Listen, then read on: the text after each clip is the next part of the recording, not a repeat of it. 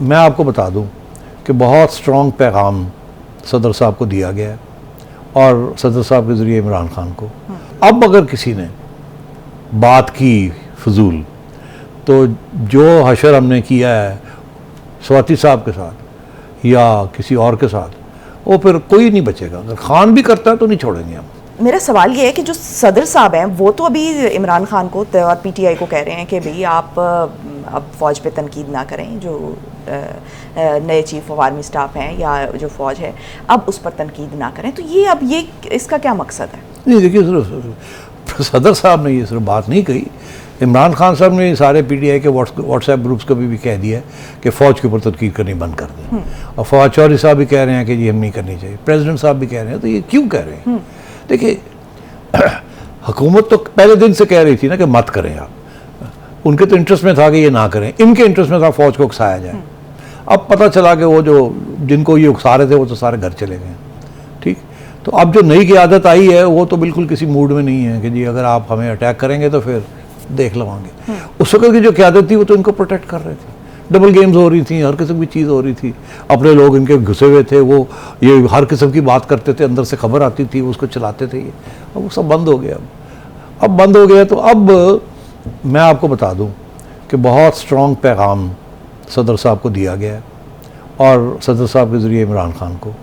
और कुछ मिनिस्टर्स हैं जो कि तल्लुकात रखते हैं, उनके हैंडलर्स हैं, उनको भी कह दिया गया है कि अब अगर किसी ने बात की फजूल, तो जो हशर हमने किया है स्वाति साहब के साथ या किसी और के साथ, वो फिर कोई नहीं बचेगा। अगर खान भी करता है तो नहीं छोड़ेंगे हम। हमने अपनी फ़ौज को प्रोटेक्ट करना है और हमने किसी को इजाज़त नहीं देनी कि वो ये किस किस्म की हरकत करें। और FIR काटना तो 1 सेकंड में कट जाता है, वो तो गवर्नमेंट को पता भी नहीं चलता, तो FIR कटवा लेते हैं लोग। जब FIR कटवा लेते हैं तो एक फ़ोन कॉल जाती है और वो SHO जाके उठा के ले जाता है। आई थिंक ये जो नई क़यादत है उनकी 2 बातें उनमें मैं आपको लिख के दे देता हूँ। एक ये कि किसी किस्म की मदाखलत से वो दूर रहेंगे। अब सियासत ये इस जमात वो जमात, इस हाइब्रिड ये करो वो करो, गवर्नमेंट चेंज नहीं करेंगे। ठीक।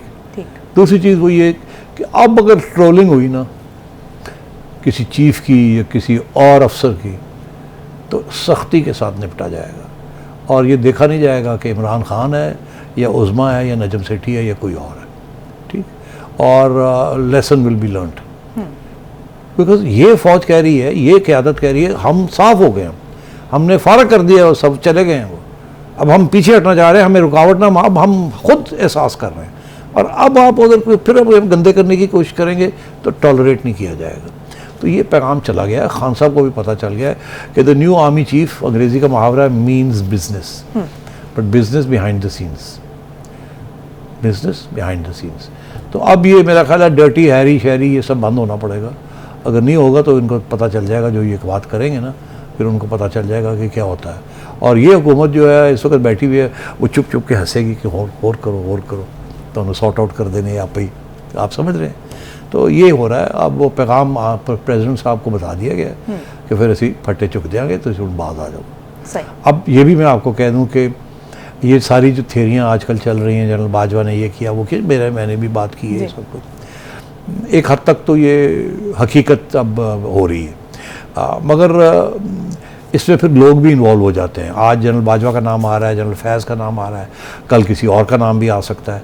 वो तो चले गए, जो सर्विंग हैं उसका भी नाम आ सकता है कि ये उस टोले का हिस्सा थे। मेरा ख्याल है ये भी अब बंद होनी पड़ेगी। ये जितनी बात निकलनी थी वो निकल आई है, कुछ छुपी हुई बात तो रही नहीं। और मेरा ख्याल है अब यही हिदायत आएगी कि बस करो, बहुत हो गया। और मेरा ख्याल है जनरल बाजवा के ऊपर भी अब आहिस्ता आहिस्ता सारी चुप्पी हो जाएंगे।